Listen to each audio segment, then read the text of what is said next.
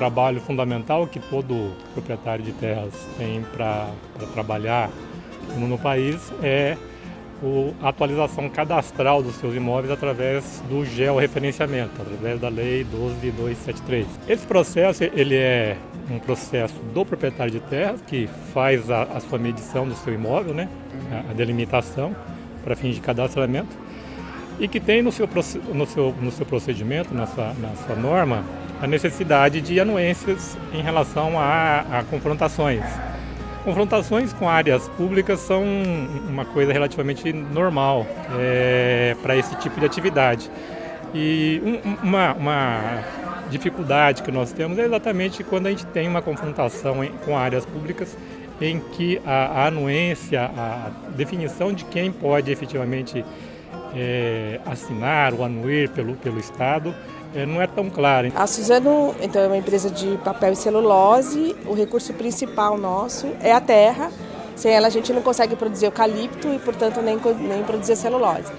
Temos 900 mil hectares no Brasil em 7 estados e a gente sempre tem, dentro desses são mais ou menos 500 imóveis, que a gente acaba tendo uma vizinhança com terras públicas, com parques, com áreas de ferrovia, aqui em São Paulo, principalmente a ferrovia FEPASA, a antiga FEPASA, e a gente precisa da anuência, primeiro saber de quem é a terra, e aí a gente vai descobrir que é da União, e a gente precisa ter uma anuência, ele precisa assinar falando, olha, eu concordo com esse levantamento que foi feito com essa vizinhança que foi estabelecida, porque o georreferenciamento prevê que a gente defina claramente esses limites. E aí a gente não conseguia ter acesso aqui da SPU em São Paulo, era muito demorado. Então, assim, o que eu adorei realmente na mesa, e ela trouxe uma novidade dessa toda informatização da SPU, de ter o acervo deles todo digital e a possibilidade que a gente foi, no evento que a gente conseguiu se aproximar do Samuel, para conseguir ter isso eletronicamente. Eu falei, cara, se você vai lá, eu clico,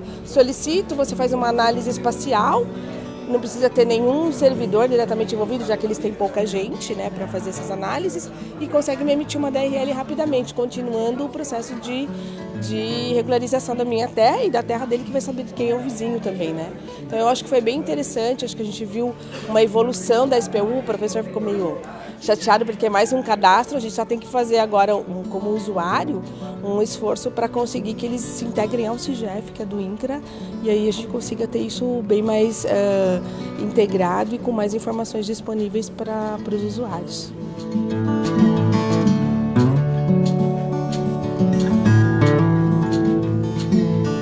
Nós temos no Brasil,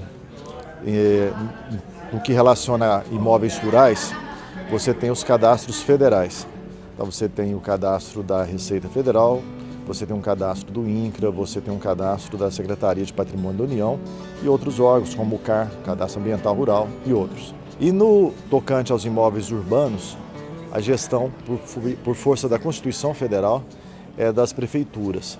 Então você tem centenas ou milhares de cadastros dispersos pelo país. O Sinter é uma ferramenta de integração dessas informações.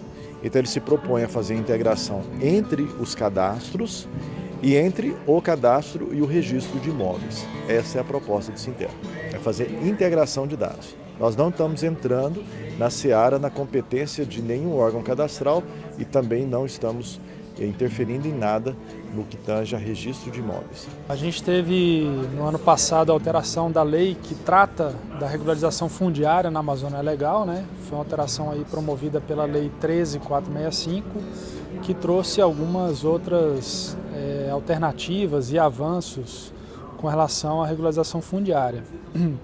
Então, o que a gente pode dizer é que, a partir da alteração da lei, a gente tem avançado bastante no processo de titulação na Amazônia Legal. Estamos aí agora com uma nova modalidade, um documento que tem sido expedido, que é a certidão de reconhecimento de ocupação, para garantir aos produtores uma segurança mínima entre o requerimento de regularização e a entrega do título de domínio.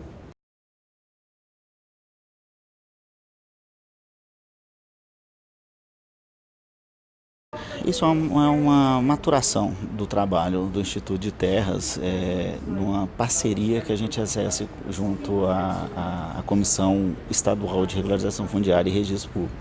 Isso é num contexto geral, os cartórios são imbuídos disso, o Terra Legal está também, o INCRA. Então essas parcerias é que estão começando a frutificar, estão começando a dar resultados. E isso é uma perspectiva muito boa, porque na verdade, embora nós estávamos num estado letárgico, vamos dizer assim, mas os últimos trabalhos dos últimos 3 anos estão sendo já coletados agora de imediato. Porque você não tem hoje uma visão do país, uma visão completa do país. Você tem visão fragmentária. Você tem uma visão em relação a alguns imóveis, de um cadastro, em outro, tudo. Você não consegue enxergar o país ainda na sua dimensão territorial. Então, o desafio é construir esse mapa parcelário nacional em que você consiga enxergar o território inteiro, enxergar os imóveis que estão ali dentro, saber quem são os donos desses imóveis e quais as atividades que são desenvolvidas. Pelo Instituto de Terras de Mato Grosso, nós temos algumas situações, por estar o estado de Mato Grosso no bioma amazônico, pelo Código Florestal, nós temos algumas conquistas. Nós temos conquistas no âmbito de glebas federais que foram doadas pelo estado, que nós estamos regularizando. O exemplo disso é a gleba Jarinã, que tem 200 mil hectares e que, dentro da perspectiva da nova lei, nos autorizou, nos tirou limites que eram restritos para a sua regularização, limites de regularização até 1.350 hectares. Hoje a lei permite 2.500 hectares, apesar do tamanho da área ser grande. As áreas no estado de Mato Grosso produtiva, ela tem um tamanho considerável. E na questão das áreas de assentamento, nós temos algumas conquistas que nós estamos fazendo uma parceria através de um acordo de cooperação técnica, permitido por esse acordo de cooperação técnica com a União, Estado e Corregedoria de Justiça, aonde nós podemos fazer uma parceria com as prefeituras e também com as associações dos assentamentos. Isso está tendo um bom resultado. Nós temos agora de imediato em tratativa já mais de 7.500 famílias imbuídas nesse termo de contrato, acordo de cooperação técnica. Então, para nós, na Amazônia Legal, lá nós temos 68 glebas do total de 125 de assentamentos que pertencem ao bioma amazônico. Então, é uma perspectiva muito boa, que eu acho que no próximo ano nós vamos ter muitos frutos, muitos títulos expedidos.